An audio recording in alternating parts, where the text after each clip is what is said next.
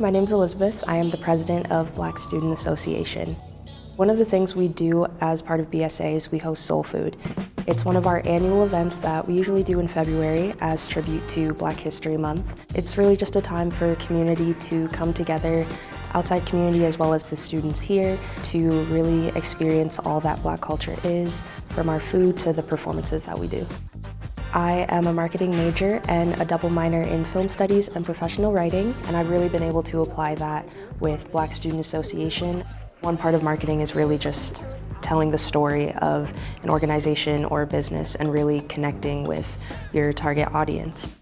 I really strive to tell the stories of my peers and make sure that they feel heard and that they have a good experience throughout college. I'm so proud of myself for stepping into that role and being that person for both myself and the people around me.